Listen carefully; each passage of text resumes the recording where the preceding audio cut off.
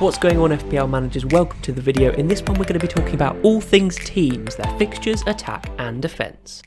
Let's run through some of the talking points. First up, it's Aston Villa who are top of the fixture ticker and whether Ross Barkley's injury is going to affect Grealish and Watkins' attacking potential. Apart from a dazzling display against Arsenal where they won 3-0 convincingly, they've actually lost 3 of their last 4 games, the losses coming from Southampton, Brighton and Leeds.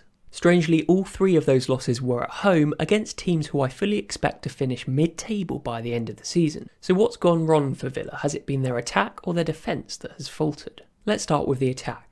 As you can see, Villa are actually second for number of big chances in the last 6 game weeks, with only Liverpool doing better. Will Barkley's absence deteriorate these numbers? Well, I think they'll certainly lose some drive in that number 10 spot, but I think Dean Smith will have a sufficient amount of time to plan for West Ham and Newcastle, where he didn't at Brighton with Barkley going off in the first or second minute. No, the reason for their defeats has actually been in their defence. It's been getting steadily worse as the season's gone on. Here's how they looked ahead of game week 4. They were actually best for number of big chances conceded. Then as we headed towards game week 7, their numbers had crept up versus other teams. And then now, ahead of game week 10, they've actually increased their number of big chances conceded in line with that of Fulham and West Brom, which is worrying for owners of Martinez and other Aston Villa defenders. Next, we focus on Man City ahead of their fixture swing in game week 10. They play Burnley, Fulham, West Brom, Southampton and Newcastle in the next 6, 4 of which are at home. So excellent fixtures for us FPL managers to target,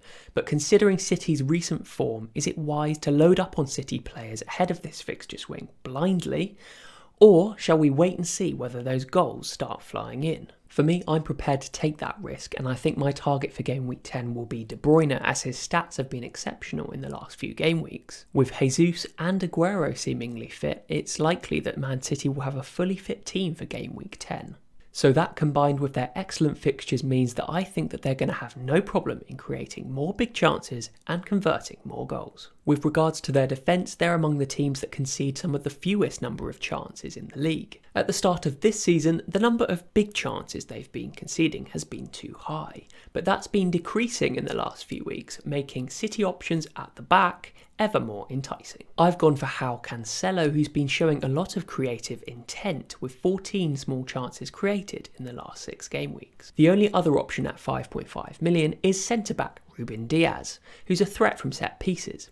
He also may be assured more starts than Cancelo if rotation strikes during the Christmas period. Next we move on to some of the talking points regarding Liverpool players. Salah has returned a negative COVID test which puts him in contention for starting in game week 10. The question to those of us who have got rid of him is, can we get away with not having him until game week 12 where they play Fulham? Kevin De Bruyne is my priority for game week 10, so Salah will have to wait until game week 12. Where conveniently Man United play Man City, so Bruno Fernandes could be the useful make-weight. Diogo Jota has been in sparkling form of late and could be the catch-all to not having Salah in the next 2 game weeks. With 4 successive home goals for the Portuguese international, he could be a real bargain at 6.6 million if he can keep his place in the side. The next consideration is whether Liverpool's lack of first-team defenders means that there is a heightened risk of less clean sheets in the coming weeks. Even though they picked up their 3rd clean sheet of the season against Leicester at the weekend, their stats have been really poor in the last 6 game weeks,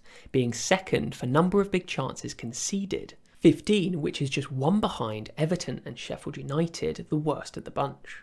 This doesn't bode well for owning a Liverpool defender, even Andy Robertson, who displays such great attacking potential. Next we have Newcastle, who have Palace, Villa, West Brom, Leeds and Fulham in their next 5 matches. So Callum Wilson could be a consideration, but Newcastle are one of the worst teams for number of shots on goal. So instead I have a bit of a left field recommendation in goalkeeper Karl Darlow.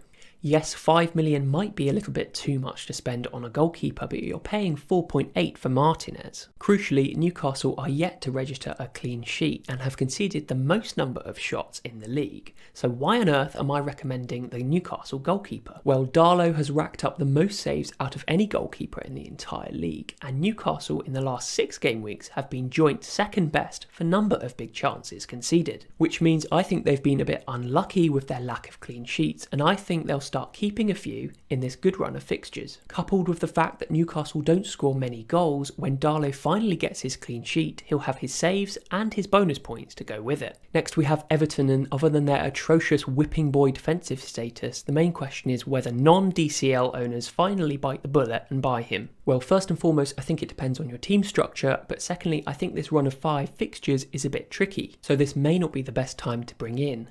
Leeds can be gung-ho and erratic, Burnley difficult to break down, and Chelsea, Leicester and Arsenal can be excellent on their day. Next we have Man United, Southampton and West Ham, who are all improving defensively, with 8 clean sheets between all 3 of them in the last 6 matches and decent stats to back them up. West Ham and Southampton could offer some bargain options, while the key option at Man United could be Alex Telles. Next we have Leeds and Leicester with contrasting attacking stats. Leeds have had 97 goal attempts in the last 6 game weeks, which is the most in the league. Leicester, contrastly, have had half of that number, with a high proportion of their big chances coming from penalties. Leeds have a couple of difficult fixtures in the next 2, with Everton and Chelsea up next, whereas Leicester have Fulham and Sheffield United, so the question is whether Vardy and co are worth it. We've seen that Vardy has been hugely reliant on penalties this season for his attacking returns, but as we can't predict penalties, it might not be worth tearing your team up to fit Vardy in for Fulham. But then again, if it's an easy transfer, it might work out well as a short-term punt. I'm going to finish off with some key highlights for the rest of these teams. Sheffield United really are emerging as a team to target for attacking returns and captaincy, with the most number of big chances conceded in the last 6 game weeks. West Brom are not as bad defensively as we first thought, with 5 goals conceded in the last 5 matches, vastly limiting their damage. Chelsea have been the best team defensively in the last 6 game weeks, with 4 clean sheets and only 4 big chances conceded, but with a tough run of fixtures ahead of them, including Tottenham, Leeds, Everton, Wolves, West Ham and Arsenal, are those clean sheets about to dry up? And finally, we have a classic case of form versus fixtures for Spurs, who beat Man City 2-0 at the weekend. They have a tough run of fixtures coming up, but are arguably in great form. I think their number of shots will decrease, but their number of big chances will be sustained, meaning that Son and Kane still could be great options going forward. Thanks for watching, guys. If you've made it this far, please make sure to give the video a thumbs up. It really helps other FPL managers see this content. Subscribe to the channel and I will see you next time.